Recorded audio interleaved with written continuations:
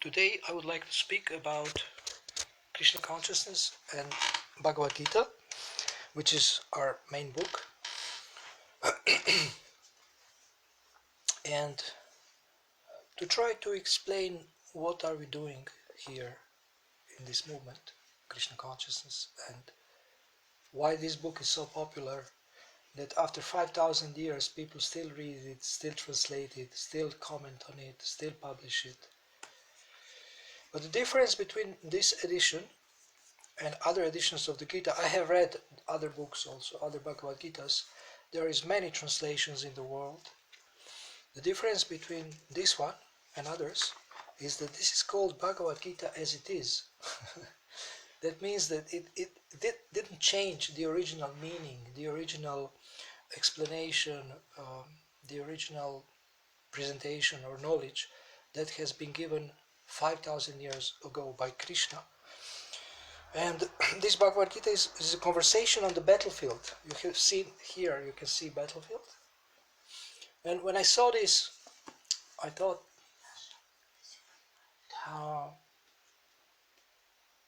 when I was reading this book, I saw that there is a lot of wisdom there, and I was very attracted. But I was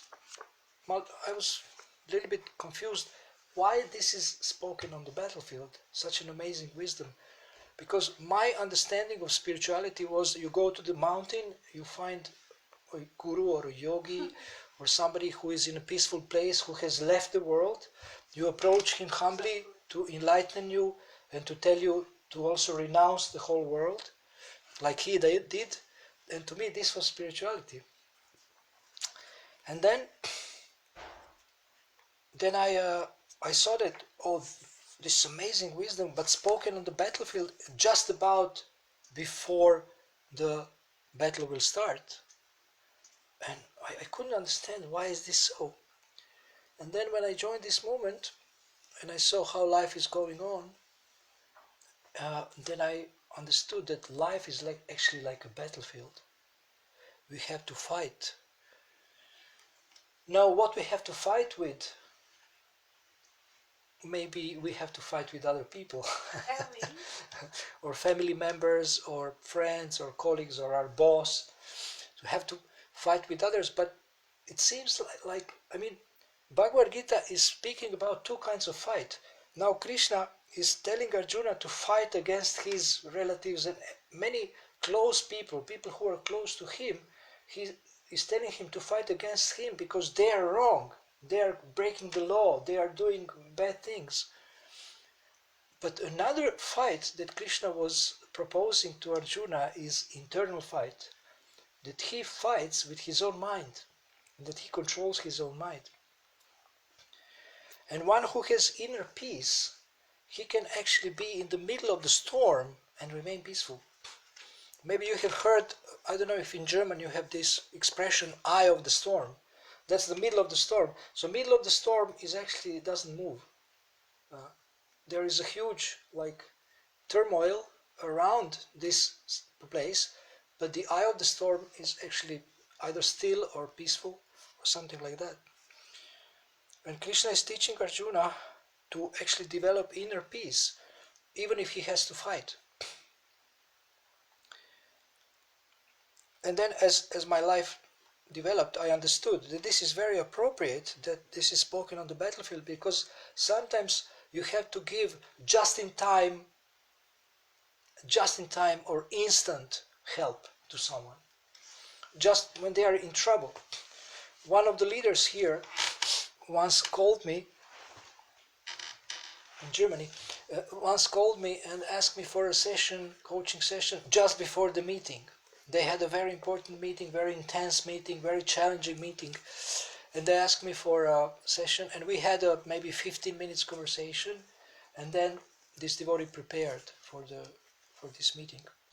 So this is a similar thing. It's like half an hour conversation or 45-minute conversation just before you have to do something very, very challenging. Very challenging. Sometimes maybe you have asked someone for help just before you have to do something or you have to face something. And this is a situation where Krishna is, we can say, coaching or counseling Arjuna how to fight and how to understand why to fight also. And sometimes people don't understand the purpose of doing something. So I said this book is 5,000 years old. So this is not something new. Sometimes people think that Krishna consciousness movement is a new religious movement, but actually it's older than any religion in the world. It's minimum 5,000 years, but actually it starts from the beginning of the universe, actually, according to the history books, like Puranas and Upanishads and Mahabharata, Ramayana. So this is not something new. And one thing that really attracted me to this philosophy and this lifestyle is, how you say, this very authoritative.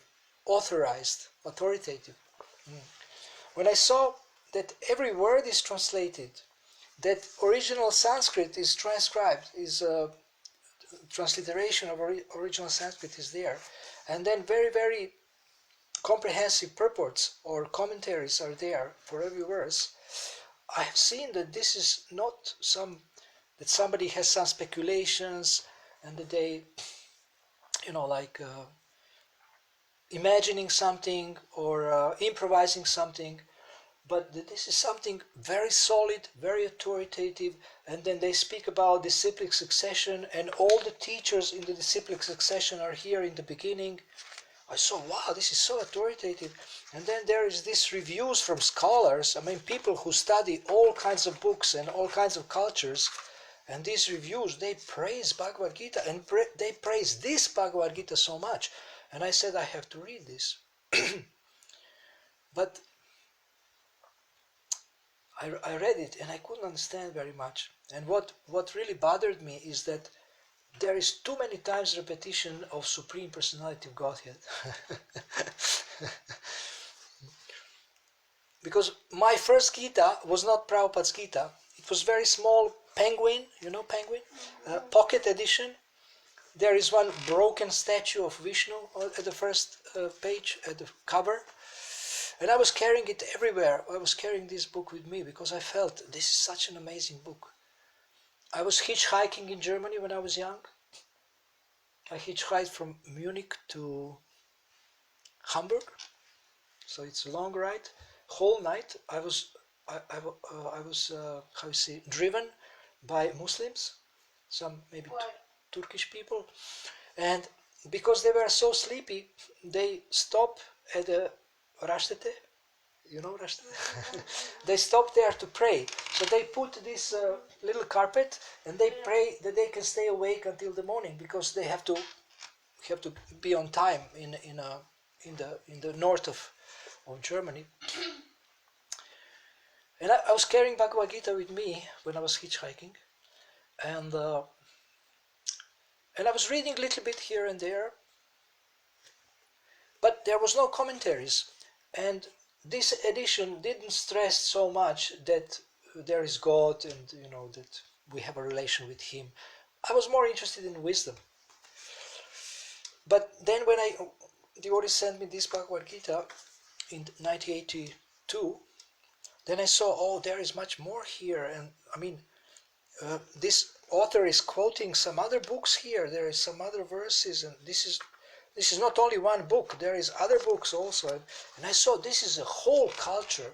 This is amazing. This is like an empire. Actually, this is so rich. Then they sent me back to Godhead magazine, and there you can see, oh, devotees dance, they act, they write, they cook, they have families also. That also shocked me. I thought spiritual life means you do it alone. How can you do spiritual life with a family? That's impossible. But then I saw that there is families who are spiritual, they are Krishna conscious. The whole family is Krishna conscious. And I was really, really intrigued to visit these people in 1982. I wanted to visit them. And I hitchhiked from south of Serbia to Florence in Italy, and I had the best hitchhike in my life. Only 3 cars. Hitchhike. Okay. Yeah. I didn't have money for the train. I'm so sorry. So I got one car. Maybe it brought me somewhere in Slovenia and Slovenia, Croatia, Slovenia, Italy. So first, I know this. yeah, so I had only 3 cars, and I was. I think it took me actually 24 hours to get there because I started in the afternoon, and then the next afternoon I was at the bottom of the hill, and at the hill there was a temple, and then I saw, wow, they have a huge temple here. And there was like 200 devotees there, 200 devotees in the temple. And then as I was learning about what is this all about, I saw that actually this is a very ancient civilization which was very successful, and it was very organized. It was very organized. And then Srila Prabhupada explains about Varnashrama Dharma. This is social. This is a social and spiritual. Social and spiritual, I will explain what. Social and spiritual orders, or how you say, social, orders, social and spiritual orders, and division of the society, but people misunderstand that this is a caste system, which is, they think this is artificial, and if you are born in a certain family you have more rights and things like that. And then Srila Prabhupada explained that this division in the society is according to people's qualities. It's not according to some birth, according to something artificial. And I saw that this is very scientific, very solid, and that it's explained who is responsible for what, and explains very much responsibility of leaders, explains responsibility of the father, of project leaders, community leaders, mother, guru, demigods. So everyone who has some kind of a responsibility is very much obliged to have high qualities and to have skills also. So I saw that this is actually, you have a whole blueprint for the whole civilization, how everything can be organized. And our movement in the last 50 years is trying actually to organize at least the society inside to according to these instructions, and following the example of that civilization. And in the Bhagavad Gita and the other books also, there is so much guidance how to do these things, and then we can learn how people are dealing with different situations, life situations. There is many great personalities who had many great challenges. Sometimes we complain that we have difficulties in life, but actually there were people who were, we can say, much more qualified than us, like Arjuna, but they had also many more difficulties, but the way they reacted to what happened to them is very instructive and very exemplary, and we can learn from them.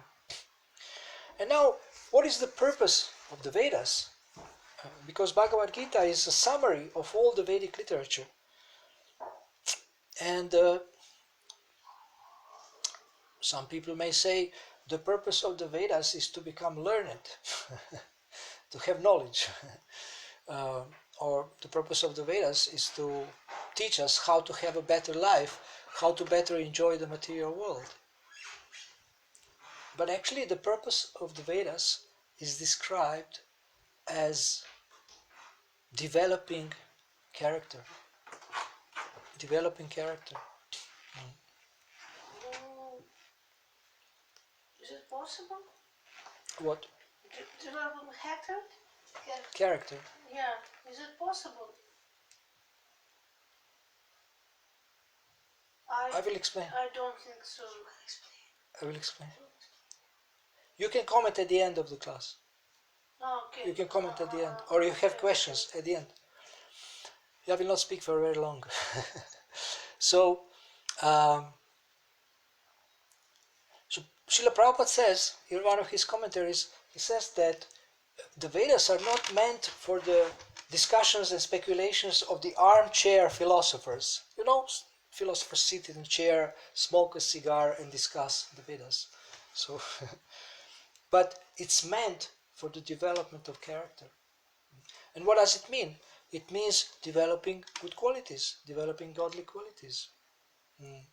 Tolerance, compassion, friendly attitude towards everyone, a willingness to help, goodness, cleanliness. Many qualities are there that human being can develop to live a better life and to be of service to others. And this fascinated me when I read that Vedas are meant for the development of character. But there is something more than this. As I was studying this literature, actually we have so many books. You don't have them. You have some of them here. See this book, this blue book there with these yellow circles. This is only first canto of the Srimad Bhagavatam, and Srimad Bhagavatam has 12 cantos, and I don't know how many volumes. 18 volumes, I think it has 18 volumes. In English edition, I don't know in German how many volumes you have. And it has 18,000 verses or 12,000 verses? 18,000 verses. So now there is, whatever is spoken in the Gita is elaborated in this book in more detail. So you can learn more about how to live, how to organize society, how to be a leader, how to take responsibility. So everything is given for us to learn, and we can learn from people who live this knowledge, who live according to this knowledge. And this is what really fascinated me about devotees. They are actually practicing what they preach.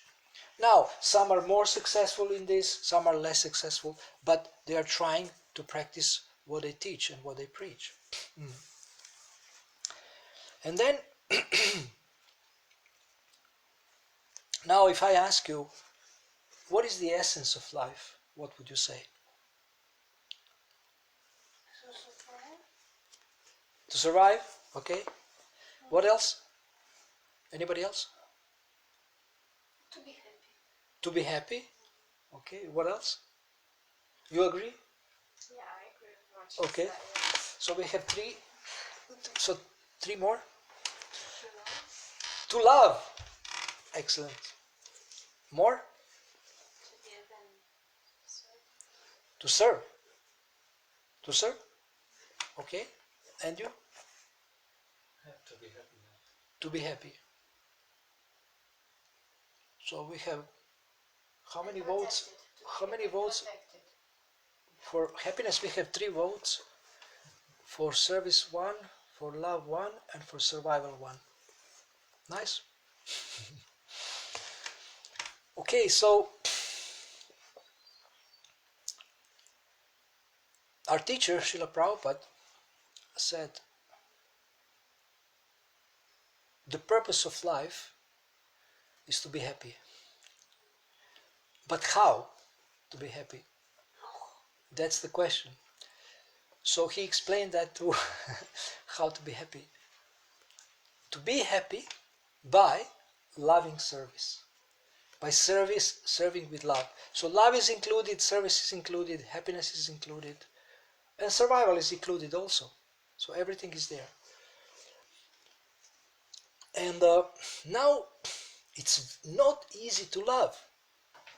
How many of you agree that it's not easy to love?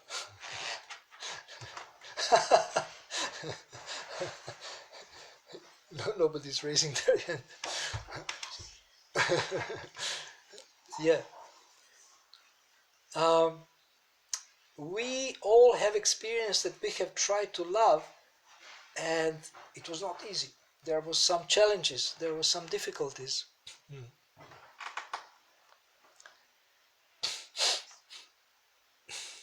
So now, what does these books of wisdom say about love and about developing love? These books are teaching us how to love unconditionally. So what does it mean to love unconditionally? It means to love love and serve without expecting anything in return. Now that's hard. That's very hard to do. That's very hard to do. But it seems that if God exists, He has put before the human race this challenge to develop unconditional love. And sometimes this is tested very much. This understanding is tested.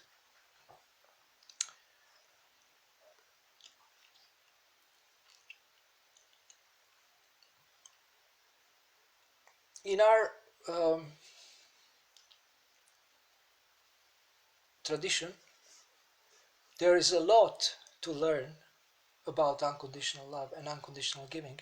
And many very saintly personalities, even incarnations of God, they have exemplified, they have shown by example how to do this, how to behave, how to forgive also, how to forgive. One who has love in his heart, he can actually forgive. He can forgive. And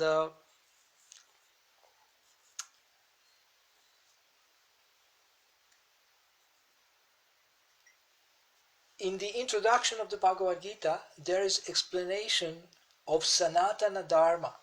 Sanatana Dharma. People have heard of the word Dharma. Dharma is mentioned in many traditions. It's mentioned in Buddhism, it's mentioned in Hinduism, it's mentioned in Shivaism. In many traditions, Dharma is mentioned. And but the meaning of Dharma is not always very clear. Sometimes people think it's fate, sometimes people say it's duty, sometimes people say it's truth. And all these meanings are actually meanings of Dharma. But there is one meaning of Dharma which is not very much explained. Dharma means characteristic, something that you cannot separate from the object or the person. Characteristic. So what is the characteristic of salt?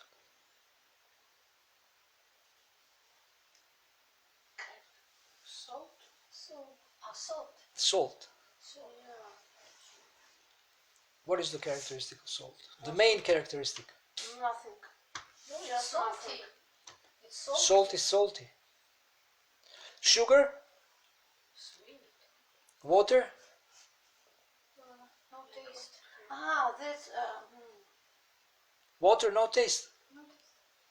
Water is liquid and transparent. Okay, you can say maybe no taste. But Krishna says, I am the taste of water. so Krishna is very tasty.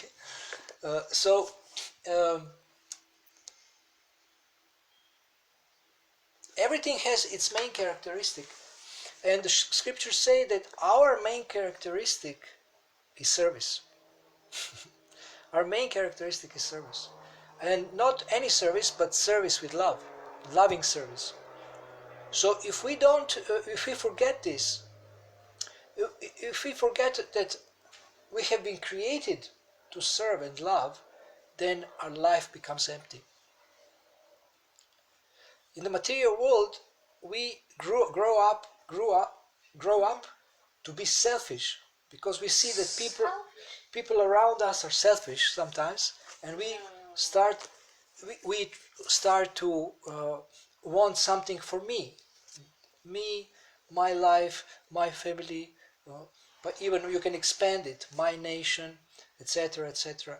So I, me, and mine, it's called ahamameti or ahamama. This is in Sanskrit. So one becomes self-centered. He wants something for himself, for his own enjoyment. And the opposite of this is becoming selfless, becoming compassionate, being willing to do for others, even to sacrifice for others. And so these are things that are known throughout history. These things are known throughout history to the humankind, and people are always discussing these things about godly qualities and non-godly qualities, about selfishness and selflessness and things like this. And some people are more attracted to become self-centered, and some people are more attracted to become selfless and to give. And now we see that those who are selfish cannot be happy. They cannot be happy.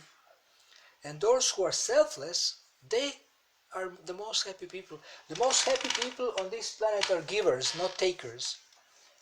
But materialistic society teaches us to get a lot of things so that we can be happy, feel safe, have a lot, get for yourself or for your family, like this. Just get things and be safe by having a lot of things. But actually this doesn't give people happiness. Rich people, famous people, they commit suicide, they're unhappy, they go to courts, they have material things that everybody desires, but they are not happy. So what scriptures say, what Bhagavad Gita says, that the soul can be happy if it's serving selflessly, if it's giving. And this is the meaning of Sanatana Dharma. And we always, like Bob Dylan said, it may be the devil or it may be the God, but you've got to serve somebody. So you're always serving someone, but depending on whom you choose to serve, you get a result and you get your feeling or whatever from that service. So now people, like some people speak about the universe, and they speak that universe is abundant. It just has so much abundance, and some people say that a scarcity is a myth, and I agree to that. Agree with that. That if we look around this planet, there is so many resources, but because of the greed of the human being, some people have less, some people have more, or selfishness. And if the humans develop, how you say, raise their consciousness, then they become more selfless. And there is one book written together by a Muslim and a Christian. It's called The Power of Giving. And there is a story in that book which describes how, in Africa sometimes there is these tribes that run away from one country on the other because in one country they are torturing them. There is these criminals and, like mafia who is attacking them and robbing them and raping them. And so they ran away and they came to one village in another country, African country. They crossed the border. And in this village already there was other refugees and people are very poor and they live like 6 people in one room or 7 people or more. But they understood how they felt when they ran away from from their difficult situation, and they were very compassionate and they accepted these people and spread them in different houses. To here, if 6 people can eat, 8 people can eat also. They divide this food that have, and they all survived. They all survived and developed their life like this. So these people, although they didn't have much, but they shared what they have. They shared what they have, and in this way, all of them survived. So there is a power in this understanding and this mentality. And you have heard the saying, the more you give, the more you get. But to me, this is not a complete saying. The complete saying is, the more you give, the more you get, so you can give even more. So that sounds better. So the soul cannot be happy if it's selfish. The soul cannot be happy if it doesn't serve. Now we have a loving propensity, we have serving propensity, but now this propensity is directed toward family or husband, wife, toward nations sometimes, sometimes toward the whole planet. And we are trying to direct this loving propensity, serving propensity towards so many objects, but if one directs this loving propensity towards God, who is the supreme whole, we can say, then this propensity can be fulfilled in a most perfect way. And then also, if you love the whole, you love also all the parts of the whole. And living entities are parts of God. So if we develop, or not develop, but awaken, it's already there, we awaken our love for God, then we will be able to love everyone in the most perfect way and to serve everyone in the most perfect way. So this is briefly about the Bhagavad Gita, the purpose of Bhagavad Gita, and again I want to say that this is not something new. This is very, very ancient, very old, but also, although it's ancient, it's still very relevant today. As we say, ancient wisdom for modern times, but actually universal principles, universal laws are there, universal principles are always there, they're always the same, and they are described in this book and in other Vedic literature. And Bhagavad Gita is so practical, like in the 17th chapter, it teaches us how to speak, how to talk to others, how to talk to ourselves. It teaches us how to think, what to think about, very practical things, how to sleep, how to eat. In the 6th chapter, for example, there is so many practical instructions, and also philosophy. So our origin is that we are divine, of the divine origin, we are spiritual particle, and we are eternal. And now we are in the situation that we have a material body, and we identify with this, and we are full of fear, because we think, if this body is destroyed, I will be destroyed. But actually we are not this body. We are not this body. We are the particle which never is destroyed, even if body is dead. And this particle is the soul, and it goes on to another body, or if it gets higher consciousness, it goes to the spiritual world. Okay, so this is briefly about Krishna consciousness and Bhagavad Gita. And now we can actually have questions. If you have questions, we can discuss more if you have any questions, even about other questions, not only in relation to what I was talking about. And so, yes. If you allow, I say something from my experience. If Yes. possible. Yes. Yes, so about the character.